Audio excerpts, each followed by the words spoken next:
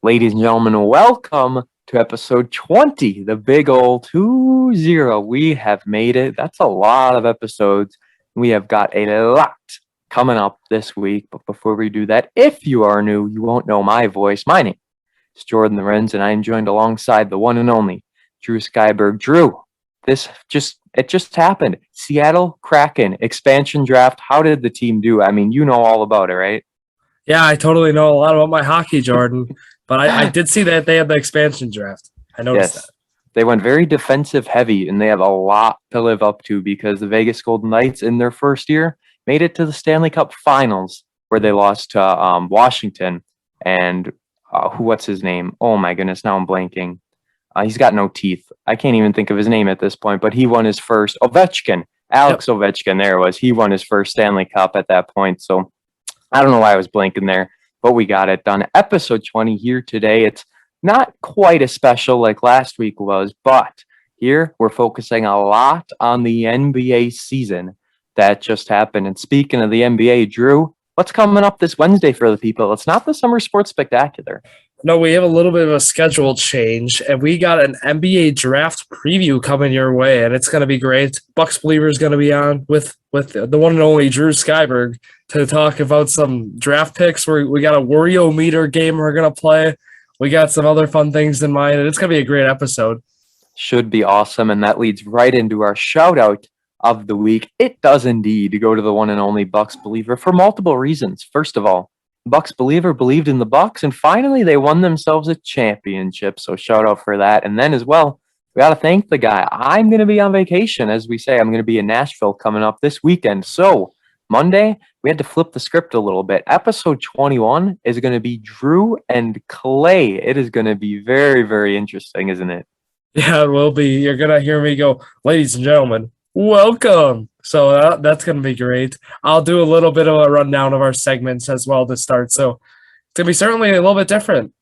It's definitely going to be different. You guys will be recapping the draft on that episode along with some other things possibly, but that'll be that coming up this Friday. So just 4 days away, Summer Sports Spectacular, episode 9, Alabama and Miami, 1992. I believe it was the Sugar Bowl is what they played in for the championship. We'll be watching that coming up pretty soon, getting that done. So again, to recap, Monday, you're listening right now, was episode 20. Wednesday, not Summer Sports Spectacular. Wednesday is Drew and Clay's draft preview. And Friday, Summer Sports Spectacular, episode 9. And then obviously 3 days after that, episode 21.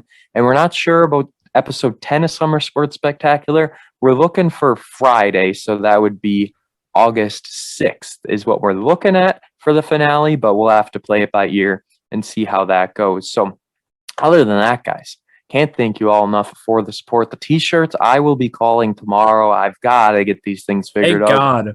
I don't know where they are. I mean, I was told I have the date in my phone saved of when I ordered them, and I was told, it'll be like 2 weeks or so after the 4th of July. As we're recording this, it is July 24th.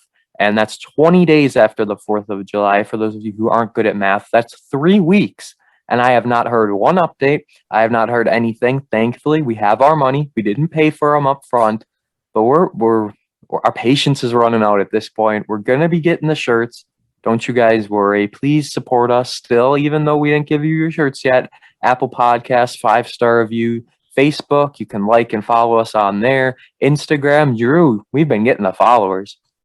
Yeah, we have. We're up almost to 80 followers now. So go follow us at Jordan Drew _sports crew. You don't want to be left out of there. And then the other thing was YouTube. I don't know if I said it or not, but subscribe on there. That's basically everything. So our stats of the week brought to you by Caden Youngbooth. He recommended some of these Chris Middleton stats, and these are crazy. Most game tying or go-ahead field goals in the fourth quarter or overtime the last 25 postseasons. Middleton 15 in 2021. LeBron had 15 in 07. So those are the names you're looking at. Middleton in quite the company there. There's another one. He always steps up when it matters. 38 points, 40 points, 32 points. Most points in a single postseason by a player not drafted in the first round. Chris Middleton is on top. 496 points points this year. In second place, Manu Ginobili with 479 in the 04-05 season. We watched him Summer Sports Spectacular, and the last stat, 40 points and 1 turnover in an NBA Finals game. Middleton did it in Game 4. Listen to who is joined along with them. Giannis, obviously, who did it in Game 3. LeBron James, Kobe Bryant, Dwayne Wade, Shaquille O'Neal, Michael Jordan did it twice, and James Worthy. What a crew for Chris Middleton to be in. Yeah, he's certainly. I mean, my shirt says it. Chris Middleton is good, and we've been preaching that as Bucks fans this whole year, and now I mean he's finally getting that national attention. Finally, right? And I know people were kind of hard on him and Holiday at times, how they weren't stepping up, they weren't playing their part, but whatever. Bucks are champs. That's all that matters. Next up, moving to baseball. Pete Alonso has 88 home runs through 300 career games. That might be outdated. He might even have a little more by now. That is the second most in AL/NL history. So Polar Bear went back to back. He has a mighty fine start to his career. And speaking of, Fernando Tatis Jr., the fastest player since you said like the 80s or something here? 1890s, Jordan. So that's 1890. Wow. Yeah. Fastest to get 50-50 for home runs and steals. That is crazy. And speaking of, we have just a real quick announcement. We're going to go off track before our final stat. The Cleveland Guardians, Drew. What are your thoughts on that? Yeah, so I mean, I understand kind of the meaning. I mean, there's the Guardian statues that they have in Cleveland, so they want to make this name change with all the certain other name changes that are going on, like with the formerly known Washington Redskins, and then other teams are going to have to make some changes. But I don't know what to think about it, Jordan. It's an interesting name, but did you hear how much time they put into finding this new name? I did not, actually, and I probably don't even want to know. Probably way too long. So listen to this, Jordan. The organization, they spent most of the past year trying to come up with potential names, and the list was nearly 1,200. It was 1,200 names, and they came up with Guardians? Yes, it was a tedious process, which included 140 hours of interviews with fans, community leaders, front office personnel, and then they also did a survey of 40,000 fans, and they got the Cleveland Guardians. I mean, I guess after hearing that, it's fine. Like, I guess some people are on board with it, but obviously social media hated everything about it at first, bashed the logos too. What were your thoughts on those? The G one looked pretty decent. Yeah, it'll take certainly some time to get used to. I'm not going to bash it yet. I think when we get used to it, I think it'll be just fine. It won't. It's just interesting, and I tweeted that the New York Guardians from the XFL should file a lawsuit because unreal. We can't have two Guardians. XFL coming back 2023. Only one Guardians in town. And speaking of football, Aaron Rodgers. This kind of is a stat, kind of isn't, but I had to put it in here because it's something we need to discuss. A-Rod turned down a 2-year contract extension, which would have made him the highest player in the National Football League. And after I put this, more fuel got added to the fire because Davante Adams and Green Bay are no longer in talks for a big contract extension. And then Aaron Rodgers and Davante Adams both posted the picture from The Last Dance. Presumably, this is their final year together in Green Bay. That's what I understand too, Jordan. I think so. Title or bust. It's just like the Last Dance documentary.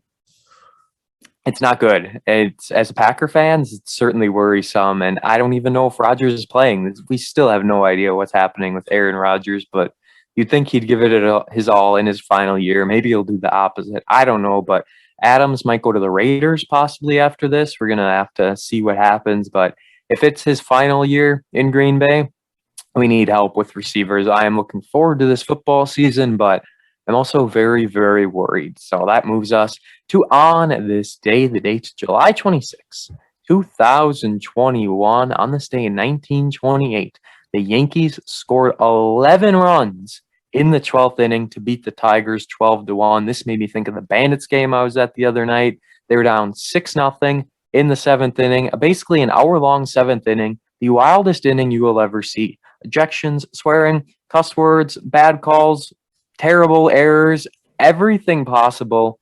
And then the Bandits rally and they got 6 runs in that bottom of the 7th inning, and then got a run after. Bandits walk Bandits, guys.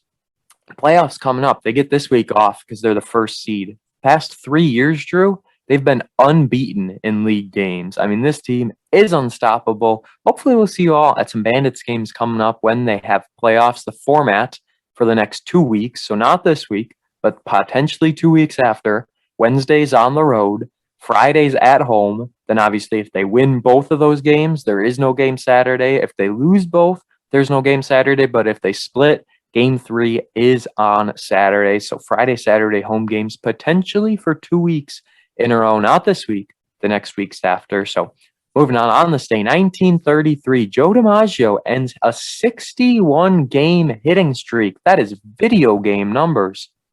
Yeah, that really is 61 straight games of getting a hit. And it was in the Pacific Coast League, I see, Jordan. So that's PCL, some minor league baseball.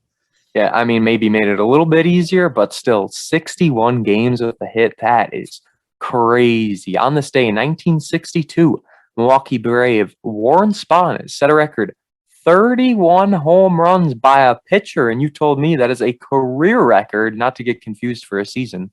Yeah, so Warren Spahn, pitcher for the Milwaukee Braves, and he ended up finishing with 35 career home runs as a pitcher, and that's an NL record. So does not include Babe Ruth or Shohei Ohtani, but Warren Spahn, 35 home runs. Not bad at all.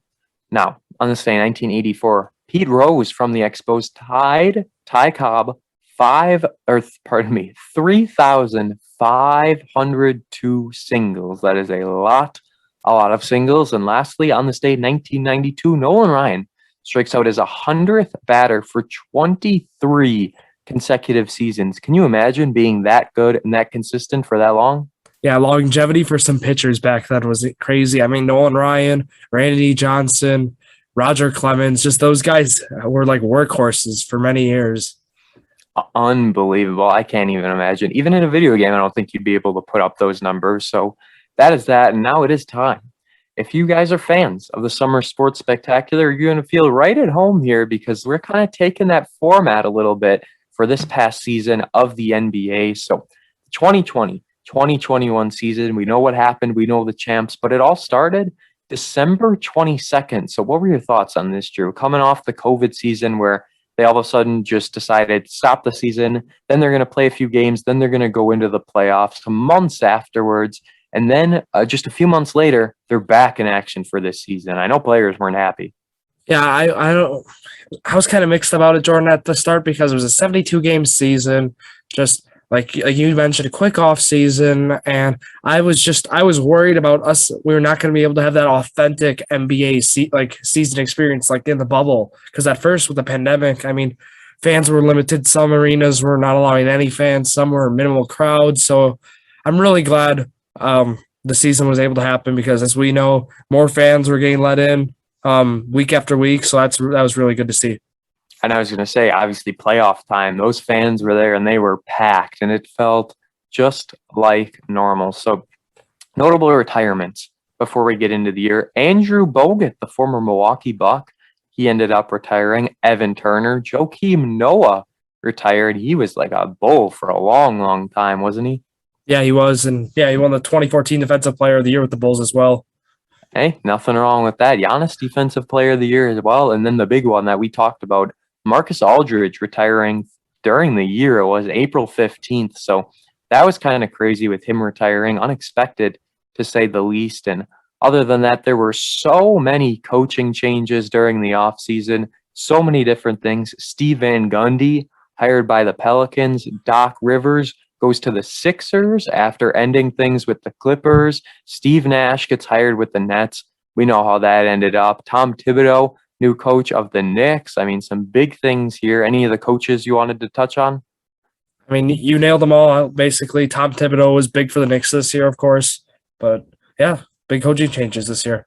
A lot of them, certainly. And now the standings. So finally, how did things end up in this season? Bucks were 12 games ahead of the Indiana Pacers in the Eastern Conference Central Division, 46-26. Pacers losing record 34-38. I mean, everyone besides the Bucks had a losing record. Bucks were 11-1 in their division, so that certainly helps. Sixers were just 1 game ahead of the Nets. This Atlantic division was very, very competitive. My Boston Celtics, 36-36. It was not their year. A lot of stuff went wrong. The Raptors 27-45. Since when did they go downhill so much? They were contenders just a few years ago. Yeah, a lot of injuries, and then the Kawhi Leonard trade, of course. But I mean, guys are getting old. Kyle Lowry's getting up there in age, Jordan. Yeah, and I saw someone try to say that their Jurassic Park, whatever thing, was like more electric than the Deer District. No. Not even close, not even a comparison. And then in the Southeast Division, the Hawks just one game ahead of the Heat. So that one was competitive, 41-31, 40-32. Heat tried to make a run like they did in the bubble last year, and we know that didn't work very well for them. So Western Conference, Jazz sitting pretty, 52-25 games ahead of the Nuggets. Thunder 22-50. When are the Thunder ever going to turn things around? Well, they have a lot of draft capital coming up, Jordan. They've really garnished a lot of draft picks from other teams, so they'll be just fine, I think, in 5 years. I'm glad you mentioned that because I was going to lead into your draft preview. Don't they have like 3 first-round picks or even more than that? Yeah, they have a lot this year and for years to come as well, so we'll certainly see them getting a lot of young prospects in the future. A slow rebuilding process, and in the Pacific Division, the Suns 51-21, sitting atop the Pacific, and this was a shock to a lot of people, wasn't it? People were expecting Lakers, Clippers to go all the way, maybe even Warriors, but the Suns. Yeah, the Suns really took over, Jordan. The Clippers and Lakers had injuries during the year. I mean, Kawhi Leonard had some load management like always, and LeBron got hurt this year. AD was hurt for an extensive amount of time. But yeah, the Warriors were expected to kind of a great year this year. And I mean, injuries hurt them. Curry missed some games. Wiseman was out for the year. And yeah, just kind of a disappointing season for the Warriors. Injuries, certainly a theme this year, obviously in part due to the short off season and then trying to get right back into it. And then finally, Mavericks 42-30, sitting atop the Southwest Division. So Bucks were third in the Eastern Conference as we moved to the playoffs. But before we get there, the All-Star Game. This was a game that took place on March 7th, one day after my mother's birthday. So March 7th, Giannis was the MVP. I didn't watch the All-Star Game. Don't they do like a weird kind of format now for this game? I think it's changed a lot. Yeah, every year they change it up. I can't remember how it was done this year, but I remember this year, they were really they really were raising money for the historically Black college and university. So that was really a big thing this year. They were donating a lot of money to that and to COVID-19. So that was great to see. But a lot of changes for the scoring. I believe the format was different. I just don't remember what it was. Yeah, I don't even know either, but I just know for sure they have certainly changed things up. One time when I was watching it, I was like, what is going on here? But this game, Team LeBron wins, so that's also another thing. It's not Eastern and Western Conference. It was Team LeBron against Team Durant. I don't like KD. Team LeBron wins 170-150. First quarter was 40-39. Second quarter, 60-41. Third quarter, 46-45. And then fourth quarter, 24-25. So Team Durant only won one quarter, and that was just by a point. Team LeBron wins by 20 points. And Drew, you ready to read off some of these names? It was a pretty stacked all-star lineup. Yeah, this was a big, very, very good lineup for both teams. I'm going to start with the Eastern Conference All-Stars. Is what it was. It really wasn't the Eastern Conference, though. It was Team Durant. Yeah, I don't know why it says that on here. Yeah, very misleading. But Bradley Beal, Kyrie Irving, Giannis Antetokounmpo, Kevin Durant, and Joel Embiid, and all those guys that they've had multiple All-Star selections already, but some notable guys for their first All-Star game: Jaylen Brown of Jordon Lawrence's Boston Celtics, Zach LaVine of the Chicago Bulls, and Julius Randle of the New York Knicks, who had a very good year this year. And then, go ahead, Jordan. I was going to say they are indeed my Celtics, but I am buying some Bucks merchandise. Don't worry, guys. I had to be a part of it. And Celtics, they had a down year. We all knew it. And Zach LaVine, his first All-Star appearance, he's been doing very, very well. He's a guy to look out for. He really is. And then for the Western Conference All-Stars, not really. Nope. They had Steph Curry, Luka Doncic, LeBron James, Kawhi Leonard, and Nikola Jokic, and that was with the starters, and they all multiple all-time All-Stars. Then some first-time guys off the bench. Mike Conley, finally, for the Utah Jazz. Long-time Grizzly, and now he finally made it as a Jazz, which was great to see. And then Zion Williamson, also for the New Orleans Pelicans, made his first All-Star game. So he's certainly going to have multiple All-Star games. So this won't be his last. Oh, yeah, not at all. Zion's going to be a force to be reckoned with coming up. 17 appearances now for LeBron in the All-Star game. What a career. What a resume. And speaking of Giannis, added to his resume. Anything to touch on in the play-in tournament? Didn't they say it's coming back again next year? It's coming back for one more year. I mean, it's extra games for the NBA. They're making more money. They love it.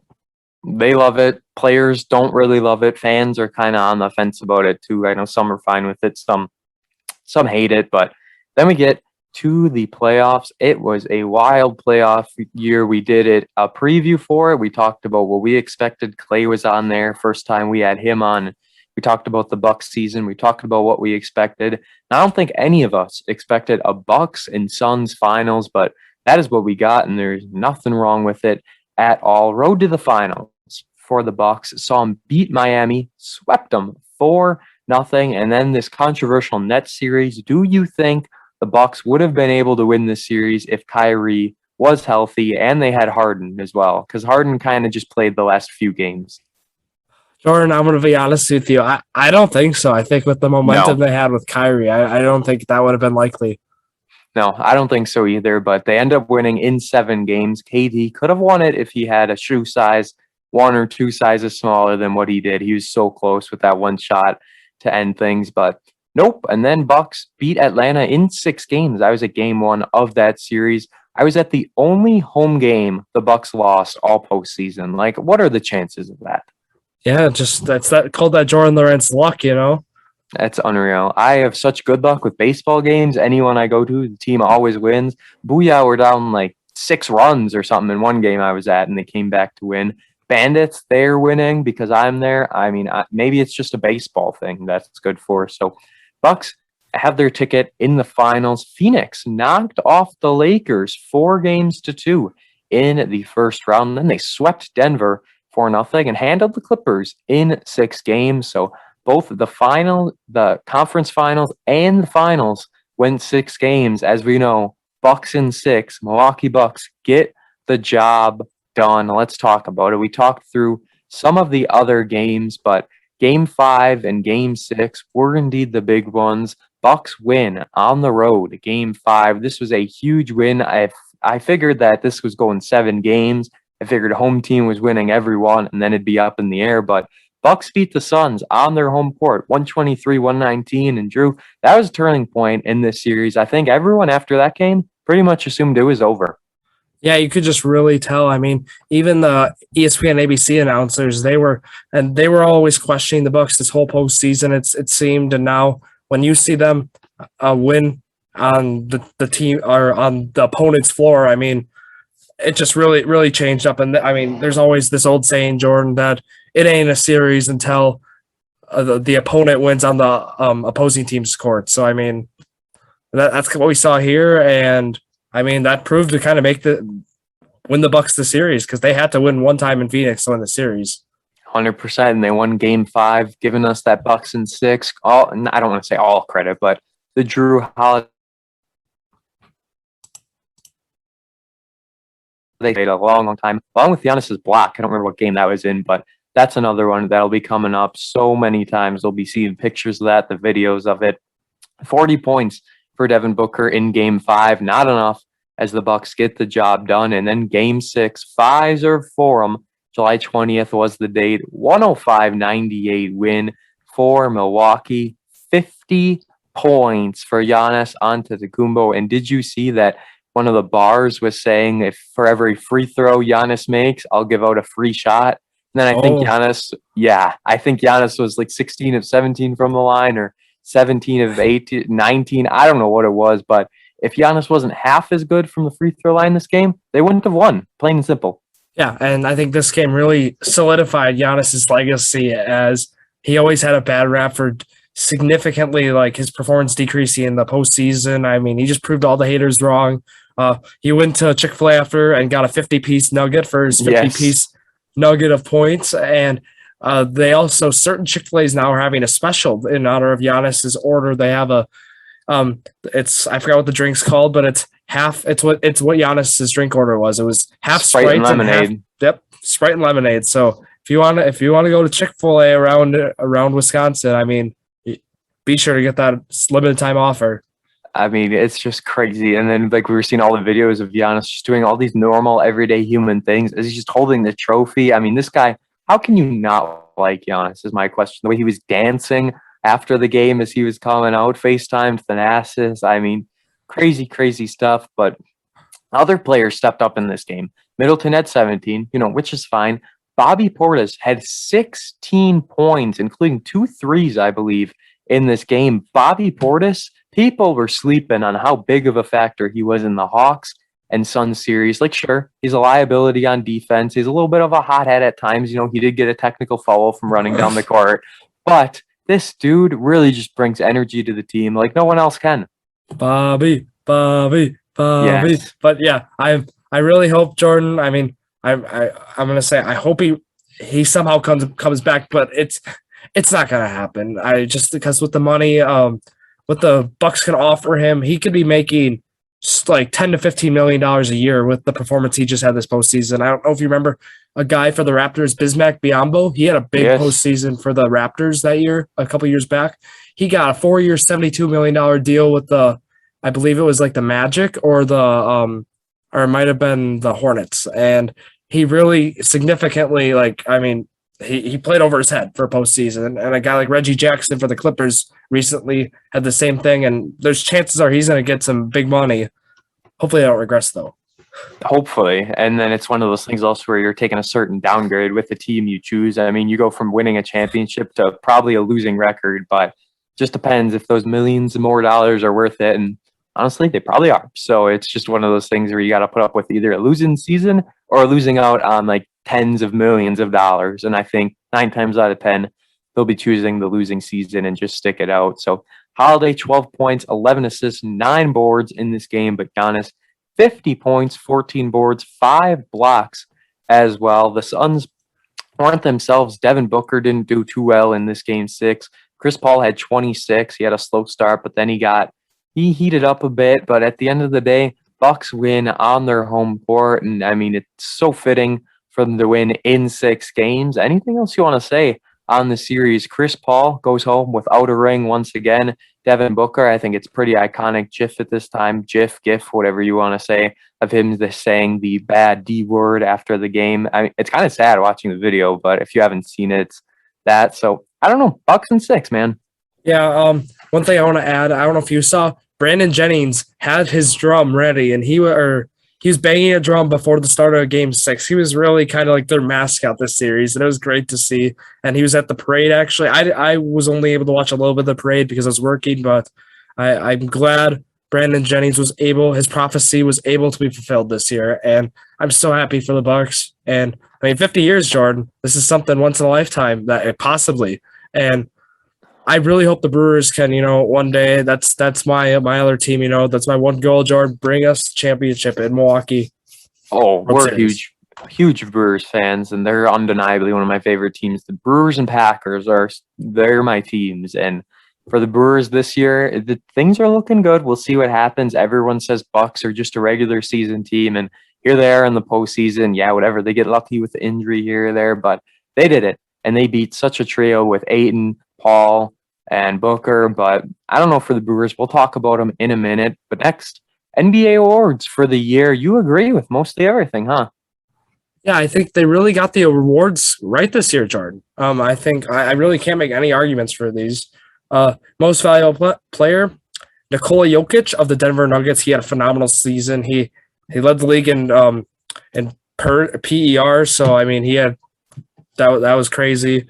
Win shares, he was on top 2, and then defensive player of the year, Rudy Gobert, the Utah Jazz. I believe this is his 3rd award already, and he's been a phenomenal defensive player. All the defensive ratings pointed to this guy winning the award, and he beat out Draymond Green and Ben Simmons, and I think rightfully so he did. And then no Giannis or anything in there. He's won it in the past, but not this year. Yep, no Giannis. And then rookie of the year, LaMelo Ball, the Charlotte Hornets, although he missed some time with a wrist injury, I believe. I think he still was the right choice. Anthony Edwards was the finalist. He heated it up for a little bit, but just LaMelo Ball brought so much more to the table, I think, this season. And next award, Sixth Man of the Year, Jordan Clarkson of the Utah Jazz. He beat out his teammate Joe Ingles of the Utah Jazz, and then also Derrick Rose of the Knicks. I think How Clarkson. can you have 2 6-mans of the year though? Because technically it's a 6th and 7th man, unless they're swapping 6 guys per game. They both got like almost starter minutes off the bench for the Jazz this year, Jordan. They were really key pieces. Yeah, so I was just going to say, I saw that and I was like, that's a little odd, but as long as it's like that, then that's fine.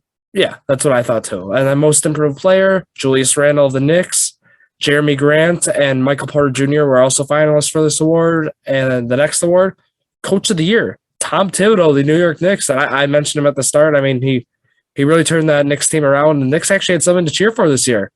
Finally. Yeah. And then Executive of the Year, James Jones of the Phoenix Suns. And then finalist Sean Marks of the Nets, Dennis Lindsley of the Utah Jazz. And I think John Horst should have been a finalist here, Jordan. He really made some great moves with the Drew Holiday trade, the extension on Holiday, the Giannis extension. I think he was snubbed. I agree, but at the end of the day, I mean, you've got the Jazz, Nets, and Suns in front of it, and it's one of those things. Bucks, small market team, not as much attention paid to them until finally Drew Holiday is in the finals, and they're like, well, maybe it actually did pay off, but maybe in the regular season, they didn't think it was gonna or something. So I don't know, but I agree. Yeah, and I got a few more awards, but Phoenix Suns, I mean, they did turn themselves around with, I mean, being a losing team these past few years, and then going to the finals all the way this year. But next award, NBA Sports. Real quick, I was going to say I went to a Suns game a few years ago when I was in Phoenix, and it was still the Talking Stick Arena at the time. It was a Suns Celtics game.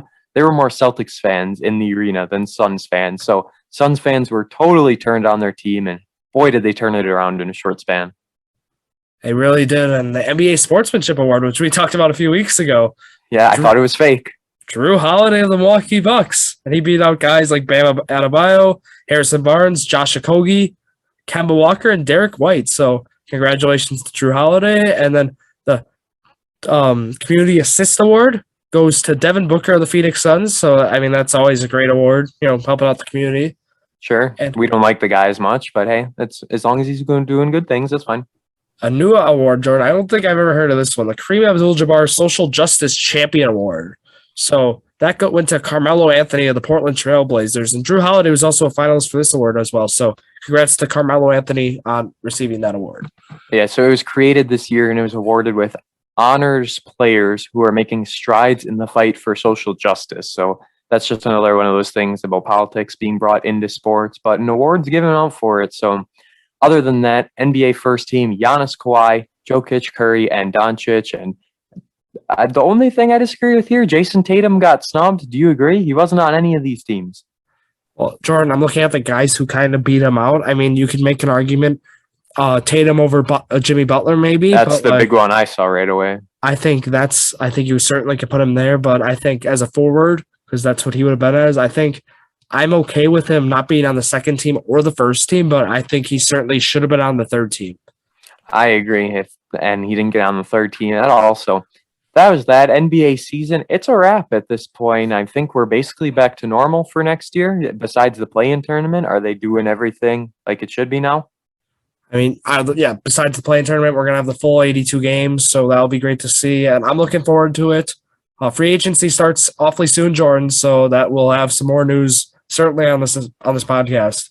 Oh, yeah, we'll have a lot of stuff, and as we said, draft preview and recap both coming up for all of our Jordan and Drew, the Sports Crew fans. And Brewers talk real quick to close out the episode. No trivia again, so we're going 3 weeks off of trivia. Drew's just going to clear his mind, and he's going to come back stronger and better than ever in the world of trivia. We're still finishing out season 2, but as for the Brewers, we're recording on Saturday. Brewers are 1-2 at this point. Lost to the Royals in both games and then had a huge win over the White Sox. A Tyrone Taylor whole grand slam in that game the other night. And now I said the Brewers were going to be 2-3. Drew said 3-2. So if the Brewers were to sweep the White Sox, which we know they do pretty well against good teams, if the Brewers won on both Saturday and Sunday, Drew has tied it up 7-7 for the standings. But one White Sox win puts me ahead 8-6 in the standings. We're going to look to see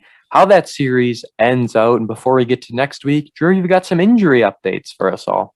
Yeah, so luckily we know the Brewers have been banged up, but I got some good news coming our way. I mean, the deadline is also coming up. Now it's going to be 4 days away, so that'll be exciting. But if this past weekend went well, Kane will be back in Pittsburgh, so we'll see him then when we play the Pirates. And then Brad Boxberger with his shoulder, he's good to go. We saw him pitch Friday night, so that was great to see. And then Devin Williams, he threw a bullpen session on Saturday, which would have been today, and he is trending well.